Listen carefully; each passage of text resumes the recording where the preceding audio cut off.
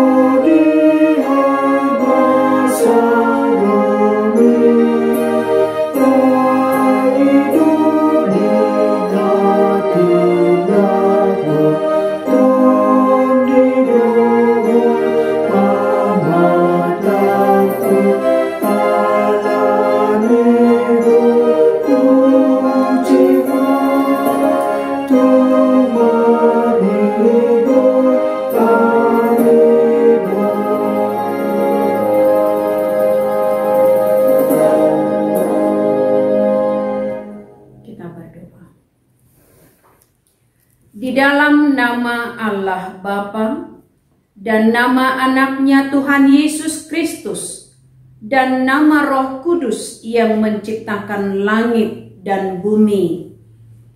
Amin. Dunia ini sedang lenyap dengan keinginannya, tetapi orang yang melakukan kehendak Allah tetap hidup selama-lamanya. Haleluya. Marilah kita berdoa. Tuhan Allah Bapa kami telah berhimpun di tempat ini pada hari yang Engkau kuduskan ini. Bukalah telinga dan hati kami, supaya kami dengan sukacita mendengarkan firman-Mu yang kudus, dan agar kami memelihara dan menghayati di dalam hati kami, serta penuh pengharapan berdoa kepadamu. Ajarlah kami menghitung hari-hari kami sedemikian, hingga kami beroleh hati yang bijaksana. Terimalah kami ke dalam hidup yang kekal, di mana kami akan memuji Engkau. Di dalam nama anak-Mu Yesus Kristus Tuhan kami. Amin.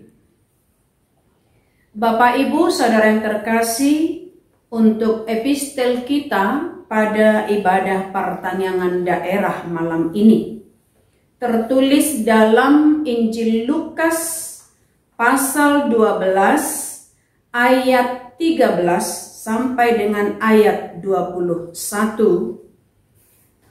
Lukas pasal 12 ayat 13 sampai 21. Demikian tertulis di sana. Orang kaya yang bodoh.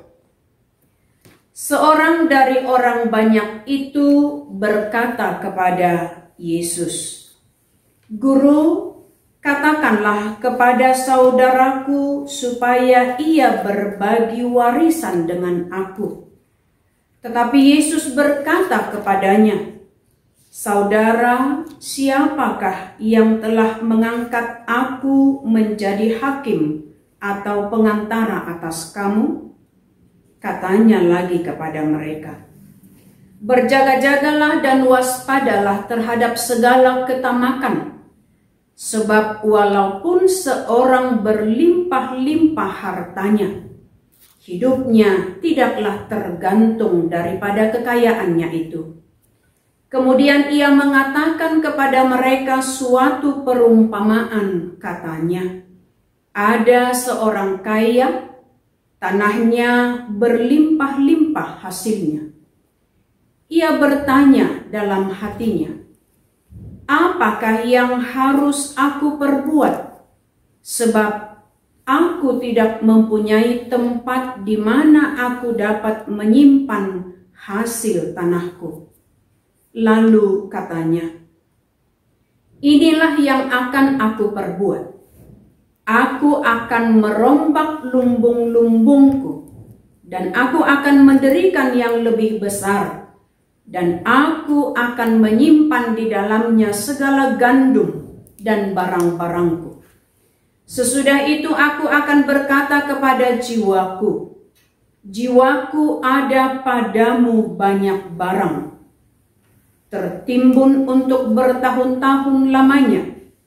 Beristirahatlah, makanlah, minumlah, dan bersenang-senanglah.'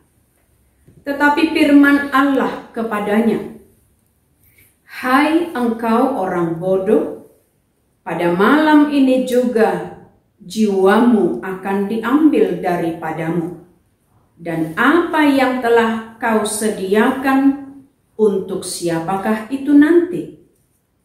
Demikianlah jadinya dengan orang yang mengumpulkan harta bagi dirinya sendiri, jikalau ia tidak kaya di hadapan Allah." Demikian untuk epistel kita. Berbahagialah orang yang mendengar firman Allah serta yang memeliharanya. Amin. Sebelum kita mendengarkan firman Tuhan yang dibawakan oleh Amang Praises kita bernyanyi dari buku Ende nomor 25 ayat 1.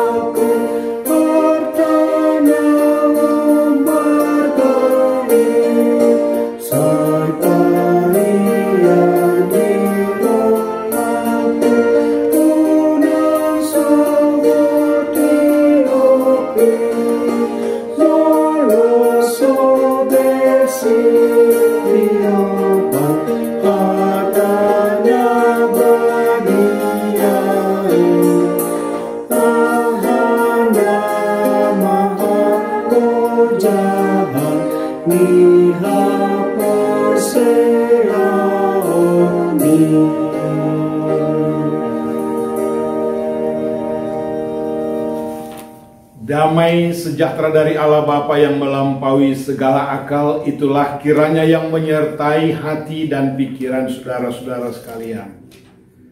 Dalam Yesus Kristus Tuhan kita. Amin. Shalom jemaat yang dikasihi Tuhan Yesus Kristus.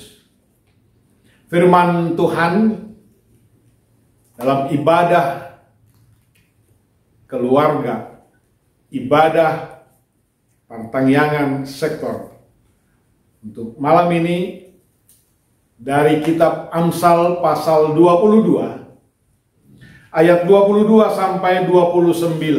Amsal 22 ayat 22 sampai ayat 29. Mari kita buka Alkitab kita masing-masing dan saya akan bacakan di tengah-tengah kita. Janganlah merampasi orang lemah, karena ia lemah, Dan janganlah menginjak-injak orang yang berkesusahan di pintu gerbang. Sebab Tuhan membela perkara mereka dan mengambil nyawa orang yang merampasi mereka. Jangan berteman dengan orang yang lekas gusar. Jangan bergaul dengan seorang pemarah, supaya engkau jangan menjadi biasa dengan tingkah lakunya dan memasang jerat bagi dirimu sendiri. Jangan engkau termasuk orang yang membuat persetujuan dan yang menjadi penanggung hutang.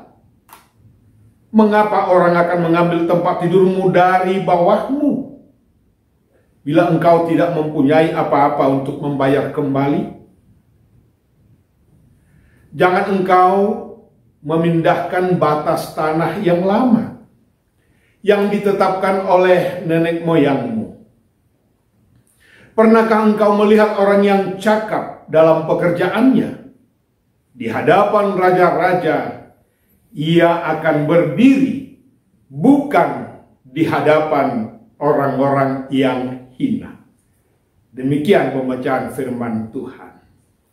Saudara-saudara yang dikasihi Yesus Kristus, kitab Amsal ini merupakan karya yang agung, yang luar biasa dari seorang bapak berhikmat yang kita kenal dengan nama Salomo. Salomo seorang raja. Ketika Tuhan mengangkat dia di masa mudanya untuk memimpin sebuah bangsa yang besar, menggantikan ayahnya Daud, hal yang pertama sekali diminta oleh Salomo kepada Tuhan bukanlah harta, bukanlah kekuasaan yang lain, tenaga power, senjata-senjata, prajurit-prajurit dan lain sebagainya, tetapi yang dia minta adalah hikmat dari Tuhan, supaya dia tahu membedakan mana yang baik dan yang jahat, supaya dia tahu membedakan mana kehendak Tuhan dan yang harus dijauhi, yang bukan kehendak Tuhan. Itu kita bisa baca di dalam kitab 1 Raja-Raja 3, bagaimana hikmat dari Raja Salomo yang sungguh luar biasa. Bahkan banyak dari negeri-negeri asing datang berguru kepada Salomo karena hikmat. Pantas orang-orang tua kita mengatakan demikian, nabisuk napunahata naoto tupang gadisa. Pasti kita tahu ijuk di para-para hotan di Parlabian. Nabisuk yang pintar, yang berhikmat, napunahata, dan orang bodoh katanya akan tercecer. Kita pasti tidak mau menjadi orang yang bodoh, pasti orang yang berhikmat, karena anak-anak Tuhan, umat Tuhan, selalu mengajak kita oleh firman Tuhan menjadi orang-orang yang berhikmat. Ibu bapak saudara-saudara yang dikasihi Yesus Kristus, dalam pasal ini kita menemukan ada 7 kali kata jangan. Kalau dari hukum Taurat ke 10 hukum Taurat itu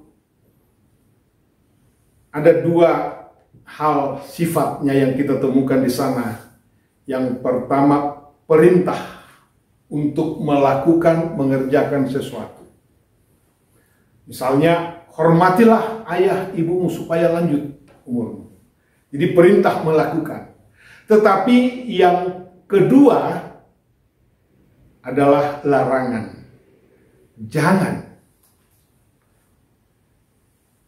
Jangan menyebut nama Tuhan Allahmu dengan sembarangan. Jangan mencuri, jangan berzina, jangan, dan seterusnya. Jadi ada 2 pemahaman itu. Satu, perintah, ajakan untuk melakukan. Kedua, larangan, dengan memakai kata jangan. Dalam Nats pasal 22 dari kitab Amsal ini, ayat 22 dari 7 ayat ini, kita menemukan 7 kata jangan. Tentu kita tidak akan bahas satu-satu, tetapi saya mau daftarkan mengingatkan kembali yang 7 ini. 7 jangan. Yang pertama, jangan merampasi orang lemah. Yang kedua, jangan menginjak-injak orang yang berkesusahan. Yang ketiga, jangan berteman dengan orang yang lekas gusar. Yang keempat, jangan bergaul dengan seorang pemarah. Yang kelima, jangan menjadi biasa dengan tingkah laku dari mereka-mereka itu. Yang keenam, jangan membuat persetujuan dan yang menjadi penanggung hutang. Yang ketujuh, jangan memindahkan batas tanah yang lama. Jadi ketujuh kata jangan ini adalah larangan untuk melakukan sesuatu yang tidak baik bagi sesama. Yang tidak baik bagi sesama. Saudara-saudara yang dikasihi Yesus Kristus, kalau kita mau simpulkan nats ini, satu hal yang mau dikatakan, jadilah berkat bagi orang lain. Jadilah hidupmu, hidup kita, perkataan kita, perbuatan kita menjadi berkat, berdampak yang baik, yang positif bagi orang lain, bagi alam ini juga. Itulah misi daripada gereja sebenarnya. Supaya menjadi berkat kehidupan kita ini. Oleh karena itu kita mau cek, kita mau tanya, apakah hidupku sudah berdampak yang baik bagi orang lain, bagi sesama. Tidak usah jauh-jauh dulu, di tengah keluarga, sebagai suami, apakah sudah menjadi berkat atau berdampak yang baik, yang positif bagi istri, dan sebaliknya istri terhadap suami, orang tua terhadap anak-anaknya, dan sebaliknya anak-anaknya terhadap orang tuanya. Apakah sudah menjadi berkat? Kemudian terhadap sesama. Karena sering sekali bukan hanya di zaman sekarang, tetapi di zaman perjanjian lama, di zaman Raja Salomo ini, sering sekali terjadi pelanggaran-pelanggaran sebagaimana disebutkan dalam nats ini. Sudah tahu orang lemah, sudah tahu orang susah yang harus ditolong, yang harus dikuatkan, tetapi malah diinjak-injak, tidak peduli. Itu sebabnya dikatakan jangan merampasi orang lemah. Luar biasa sekali, saudara-saudara yang dikasihi Yesus Kristus. Kenapa? Penekanan ini, ayat 23. Sebab ini, Tuhan membela perkara mereka dan mengambil nyawa orang yang merampasi mereka. Lihatlah betapa solidernya Tuhan Allah itu kepada mereka-mereka yang tertindas. Betapa solidernya kasihnya Tuhan Allah itu kepada mereka-mereka yang teraniaya, kepada mereka-mereka yang mengalami fitnahan, kepada mereka-mereka yang menjadi korban kekerasan. Tuhan yang intervensi langsung, Tuhan yang campur tangan langsung membela perkara mereka. Karena itu jangan kita ada terlibat menjadi pelaku penindas, perampas, pelaku yang membuat kekerasan, menginjak-injak orang yang berkesusahan. Sekali lagi, luar biasa sikap Tuhan dalam hal ini. Sebab Tuhan membela perkara mereka. dan mengambil nyawa orang yang merampasi mereka. Solider betul. Jelas keberpihakan Tuhan Allah kepada mereka-mereka yang sering diperlakukan ini tidak adil. Mungkin kita bertanya, loh, dari dulu zaman dunia ini jatuh ke dalam dosa sampai sekarang sering terjadi ketidakadilan, sering terjadi penindasan. Bagaimana tindakan Tuhan? Saudara-saudara, firman Tuhan ini kekal. Berlaku bukan hanya dulu saja, saat ini juga. Esok selamanya kekal. Kalau Tuhan berfirman, itu akan dicatat sebab Tuhan membela perkara mereka dan mengambil nyawa orang yang merampasi mereka. Luar biasa sekali, saudara-saudara.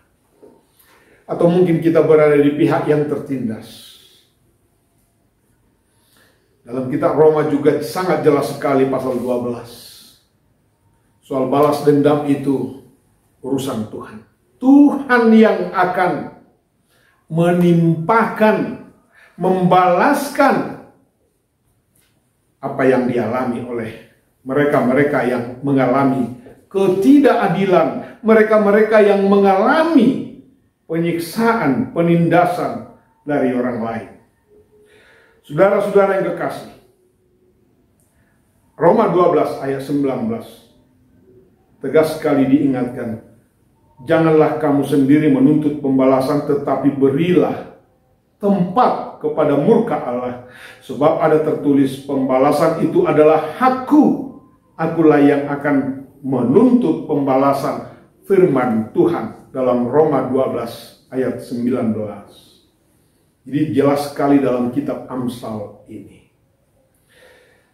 Saudara-saudara yang kekasih dalam Yesus Kristus, ayat ini menunjukkan kita tidak bisa hidup sendiri, hidup egois. Kita adalah makhluk sosial. Saya tidak bisa hidup tanpa orang lain. Saya tidak bisa bayangkan hidup di Bandung ini sendiri. Pasti tidak akan bisa. Kalaupun dikatakan, sudahlah sama kamu ini semua harta yang ada di Bandung, tanah apa saja, hotel semua, tapi hanya saya yang hidup. Saya tidak bisa. Pasti tidak lama mungkin saya akan jadi gila kalau hidup sendiri. Saya butuh orang lain. Saya butuh tukang parkir. Saya butuh tukang kebun. Saya butuh mereka-mereka yang bekerja di restoran atau di yang mungkin kita lihat kasar, pekerjaan kasar, pekerjaan mungkin kita katakan pekerjaan yang hina, dina, tapi kita makhluk sosial. Bagaimana kita berperan? Jadilah terang. Kalau dalam Matius 5 Tuhan Yesus mengatakan itu, jadilah untuk menjadi berkat, jadilah garam dan terang dunia. Kamu adalah garam dan terang dunia. Artinya kita diajak dari perkataan, dari perbuatan untuk menjadi berkat. Tidak bisa menjadi seperti matahari yang menerangi seluruh jagat raya. Jadilah sebuah lampu yang menerangi sebuah kota. Tidak bisa, tidak mampu sebuah lampu yang menerangi sebuah kota. Jadilah lampu yang menerangi satu RT di lingkungan kita. Kita tidak mampu, jadilah lampu yang menerangi keluarga kita. Kalau ini juga tidak bisa, jadilah lampu yang menerangi diri sendiri. Kalau toh juga tidak bisa, jangan memadamkan cahaya lampu orang lain. Jangan melakukan hal-hal yang membuat orang lain, sebagaimana disebutkan di dalam nats ini, perampasan terhadap keadilan, perampasan terhadap hak-hak dari orang lain, Atau dengan bahasa sederhananya, jangan menjadi pecundang. Saudara-saudara yang kekasih, bukankah hukum Taurat itu sebagai pedoman, penunjuk jalan yang diberikan oleh Tuhan? Jadi kalau di sini dilarang merampas orang lemah, dilarang keras menginjak orang berkesusahan, dilarang berteman dengan orang yang lekas gusar, dilarang bergaul dengan seorang pemarah, itu bukan berarti bahwa kita hidup secara eksklusif, menutup diri, atau mengatakan saya orang saleh, yang lain orang jahat, orang bejat, tidak perlu bergaul. Bukan seperti itu yang mau dimaksudkan, tetapi yang mau diminta di sini adalah supaya hidup kita bisa menjadi berkat bagi orang lain. Tidak berhenti untuk hal larangan ini saja, tetapi bagaimana kita bisa berdampak. Ayat 19 sebelum nats ini menjadi satu catatan yang disebutkan di dalam kitab Amsal 22 ini, supaya engkau menaruh kepercayaanmu kepada Tuhan. Aku mengajarkannya kepadamu sekarang, ya, kepadamu.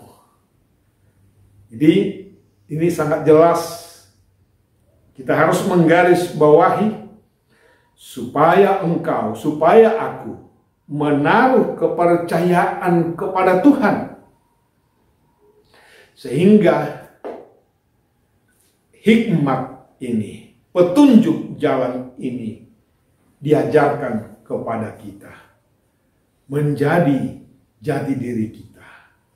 Saudara-saudara yang kekasih, ini menjadi refleksi buat kita. Bahkan di tengah-tengah pandemi COVID sekalipun, memang oleh pemerintah sudah menetapkan kita akan menjalani new normal life. Jadi ada kebiasaan gaya hidup baru, berdamai dengan pandemi COVID ini, dengan virus corona. Mungkin di sekitar kita, di lingkungan kita, atau bahkan sudah masuk di rumah kita, kita tidak tahu kapan ini bisa berhenti total, bebas 100%, kita tidak tahu. Tetapi kita bisa melakukan segala aktivitas dengan menjaga diri, menjaga lingkungan, supaya bisa menjadi berkat bagi orang lain. Saudara-saudara yang kekasih, saatnya tidak untuk berkeluh kesah, tidak untuk bersungut-sungut, tetapi saatnya untuk berbuat. Itu yang diminta oleh firman Tuhan ini. Kita berharap kita semua dikuatkan untuk menjadi pelaku-pelaku firman Tuhan.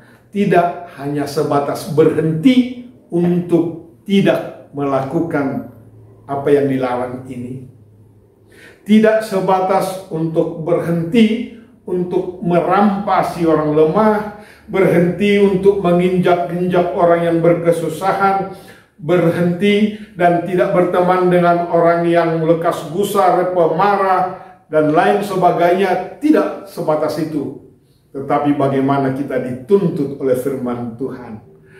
Sebaliknya, berbuat yang baik, berbuat yang positif, supaya energi positif itu bisa keluar dari kehidupan kita. Pancaran kasih Yesus Kristus, itulah yang diinginkan oleh Tuhan dari kehidupan kita masing-masing. Alani kamanginang asa marsinod dang dungulut taon di ganu partikian ala dinama molus sadok nguluon gurang gona marsa gok nagali alay di dok buah sinodang tuna holomi. Asa margogo muse. Alani ko pangidota ma asa margogo hita gabi mabuah sinodang. Iko pangidota ma tutuhani asa dipatupa hita. Asa dibaik kita gabi parhitian ni pasu-pasu mabaor marhite sian nguluta. Amin. Apa yang mahita. Terima kasih Allah Bapa yang kami sembah di dalam Yesus Kristus Tuhan kami. Oleh firman-Mu, supaya kami menjadi orang-orang yang berhikmat, yang peduli terhadap sesama, menjadi pelaku-pelaku firman-Mu, supaya hidup kami, perkataan kami, tindakan kami menjadi berkat, berdampak yang baik untuk orang lain, untuk sesama, bahkan juga untuk alam ini. Beri kami kekuatan Tuhan, supaya kami tidak hanya mementingkan diri sendiri, tetapi mengasihi orang lain, mau berbagi dengan orang lain, mau memberikan yang terbaik bagi sesama.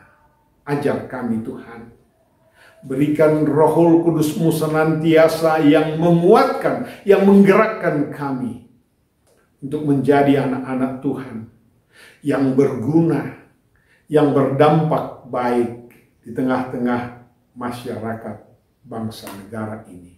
Terima kasih Bapa di surga. Kami berdoa untuk jemaat-Mu yang sedang menderita sakit penyakit, yang terbaring di kamar, di tempat tidurnya atau di rumah sakit. Tolong mereka Tuhan memberikan kesembuhan, kesembuhan jiwa, kesembuhan batin, supaya senantiasa kuat, bersuka cita, karena kekuatan yang dari Tuhan. Engkau mengetahui pergumulan dari jemaat-Mu secara pribadi lepas pribadi. Bapa di surga, kami berdoa, berikan kekuatan Tuhan untuk tetap semangat, untuk tetap kuat walaupun menghadapi virus pandemi COVID-19 yang kami hadapi saat ini. Tetapi kami yakin bersama Tuhan kami akan mampu. Juga bangsa dan negara kami ini akan mampu untuk keluar dari kesulitan ini. Kami serahkan kehidupan kami hanya ke dalam tangan pengasihan-Mu saja. Di dalam Yesus Kristus kami berdoa. Amin. Ibu bapak, saudara-saudara yang kekasih dalam Yesus Kristus, kita bernyanyi dari buku Ende nomor 710. 710 ayat 1 2 sambil mengumpulkan persembahan.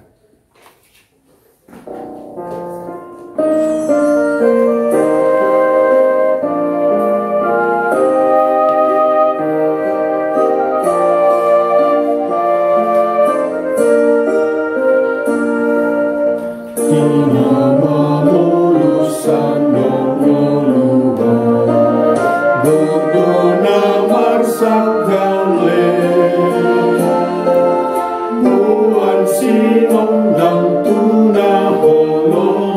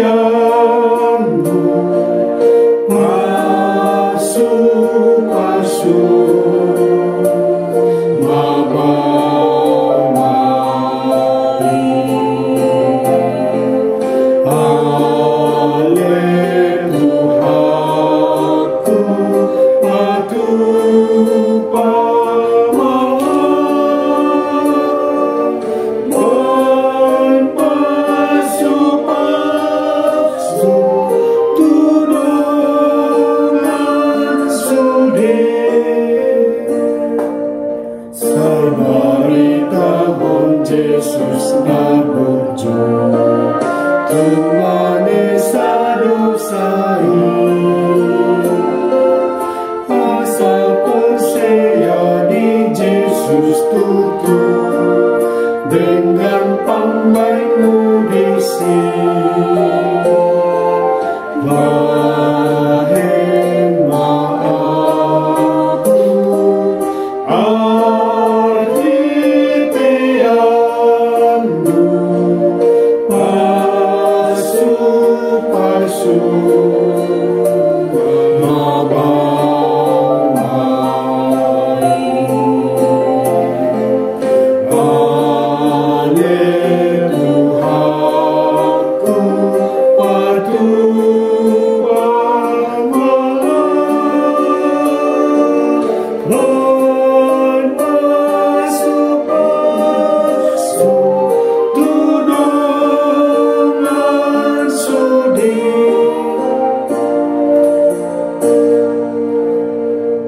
Marilah kita berdoa untuk menyerahkan persembahan kita kepada Tuhan. Ya Allah Bapa kami yang di sorga, kami mengaku bahwa Tuhan adalah sumber dari segala karunia yang melimpah dalam kehidupan kami masing-masing. Sebagian daripada karunia itu kami serahkan kembali sebagai persembahan kepada Tuhan. Terima dan berkatilah persembahan umat-Mu ini agar dapat kami pergunakan untuk pekerjaan dan pelayanan kerajaan Tuhan di dunia ini.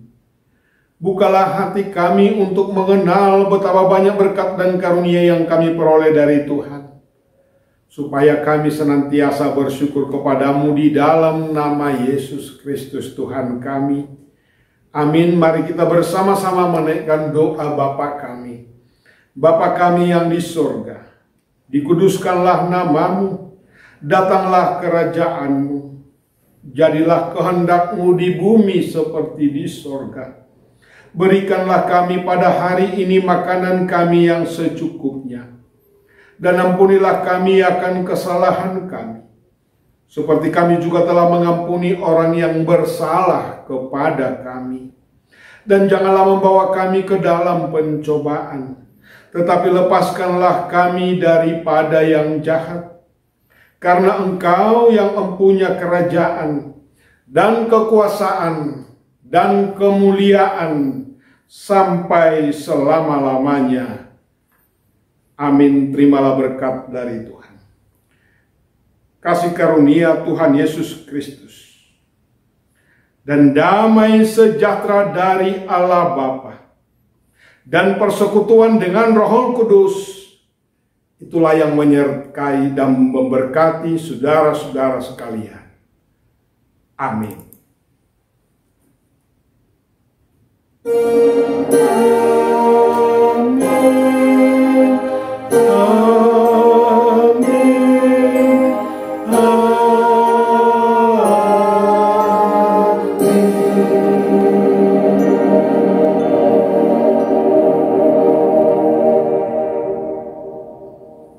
Shalom Horas.